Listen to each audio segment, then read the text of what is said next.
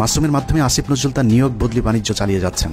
সূত্র জানিয়েছে আসিফ নজরুল তার স্ত্রীকে আমেরিকা পাঠানোর প্রস্তুতি নিয়েছেন এবং 5 তারিখের পর থেকে দুহাত ভরে টাকা কামাচ্ছেন এবং সেই টাকা যুক্তরাষ্ট্রে পাচার করবেন বলেও তার এক ঘনিষ্ঠ সূত্র জানিয়েছেন। এরই মধ্যে তার ঘনিষ্ঠ এক সাংবাদিকের মাধ্যমে $1.3 মিলিয়ন দিয়ে বাড়ি কেনার চেষ্টা করছেন আসিফ নজরুল। আপনি সংস্কার আমার তো এই সংস্কারের প্রতি এখন বিশ্বাস নেই। তো আসিফ নজরুল আপনি এত ছাত্রদের নিয়ে এত চিল্লাপাল্লা করেন, হই হুলস্থুল করেন যে সংস্কার করে নাকি উল্টে দিবেন, তো আপনি একজন বিচারপতি নিয়োগ দিচ্ছেন কেন? এই সংস্কারটুকু না করে একজন বিচারপতি নিয়োগ দিচ্ছেন কেন? এভাবেই চলছে আসিফ নজরুলের সংস্কার। একদিকে ভারতীয় গোয়েন্দাদের শাখা অফিস ডেইলি স্টার, প্রথম আলোর এজেন্টদেরকে বিভিন্ন জায়গায় বসানো হচ্ছে, অন্যদিকে আওয়ামী লীগকে বাঁচানোর সব চেষ্টা চালিয়ে যাচ্ছেন আসিফ নজরুল। মাঝখানে যে স্বপ্ন নিয়ে মানুষ জীবন দিল, তাদের সেই স্বপ্ন অঙ্কুরেই বিনষ্ট হবার পথে। তারপরেও আমাদের দেশের কিছু মানুষ স্বপ্ন দেখে আসিফ নজরুলের হাত ধরে এই দেশ সিঙ্গাপুর হবে। তাদের সাথে আমিও একটু স্বপ্ন দেখতে চাই, আর সেই স্বপ্ন বাস্তবায়ন করতে হলে বাস্তবেও কিছু একটা হতে হবে। কিন্তু আসলেই কি বাস্তবে কিছুই হচ্ছে? আসিফ নজরুল সারা জীবন প্রবাসীদের জন্য মায়া কান্না করে আসলেও কার্যত প্রবাসীদের জন্য কোনো পদক্ষেপ নেওয়া হয়নি, অথচ সেই মন্ত্রণালয়টি এখন তার অধীনেই। এখনও সৌদি, মালয়েশিয়া, সিঙ্গাপুর সহ মধ্যপ্রাচ্যে যেতে আগের মতোই বাড়তি টাকা গুনতে হয়। এখনও কেউ মারা গেলে তাদের লাশ আনার টাকাটাও ওই পরিবারগুলোর জন্য বোঝা হয়ে দাঁড়ায়।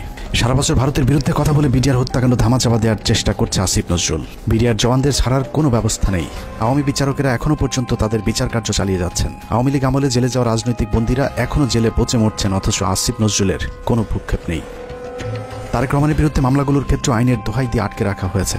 মাহমুদুর রহমানের মতো বিপ্লবীকে আইনের দোহাই দিয়ে জেলে ঢুকানো হয়েছে। কথায় কথায় আইন শেখানো আসিফ নজরুলকে উত্তর দিতে হবে কোন আইনে শেখ হাসিনাকে ক্ষমতা থেকে সরানো হয়েছে।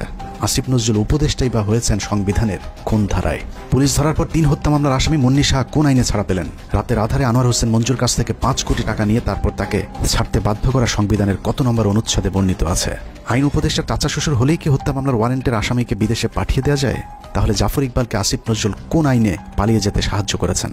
সারা দেশে হত্যা মামলার আসামিরা নির্দ্বিধায় কোন আইনের বলে ঘুরে বেড়াচ্ছেন? বাংলাদেশের সংবিধানের কোন ধারায় তাদেরকে বাঁচানো হচ্ছে? পরিস্থিতি দেখে মনে হচ্ছে প্রথম আলোর তত্ত্বাবধানে সরকারের একটি অংশ আওয়ামী লীগকে বাঁচানোর আপ্রাণ চেষ্টা চালিয়ে যাচ্ছে।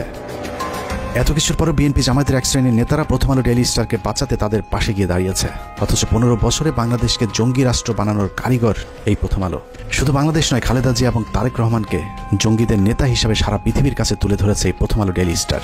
2024 সালে বলে রাখলাম, প্রথম আলোকে ভারতমুক্ত করতে না পারলে এদেশকে আবারও ভুগতে হবে। সমস্যা হলো যেদিন বুঝবেন সেদিন আর কিছুই করার থাকবে না। ভারত আর আওয়ামী লীগ যদি আরেকবার সুযোগ পায়, তাহলে এই দেশকে আর কখনোই স্বাধীনতার সূর্য দেখতে দেওয়া হবে না। কে কোন দল করে জানি না, শুধু এতটুকুই বলবো, প্রথম আলোর পক্ষে যে কথা বলবে সেই ভারতীয় দালাল। অতএব প্রথম আলো আর স্বাধীনতা একসাথে বাংলাদেশের মানচিত্রে থাকতে পারে না। এটা কোনো পত্রিকা নয়, এটা ভারতীয় গোয়েন্দা সংস্থার বাংলাদেশি একটি শাখা। আমরা কোনো পত্রিকা বন্ধ চাই না, কিন্তু প্রথম আলোর বিরুদ্ধে যে মানুষ হত্যার ভয়াবহ অভিযোগ উঠেছে, তার বিচার যতদিন না হবে ততদিন তাদের বিরুদ্ধে আমাদের যুদ্ধ চলবে। তাদের পাশে যে দাঁড়াবে তাকেই শত্রু হিসেবে চিহ্নিত করা হবে। আল্লাহ হাফেজ।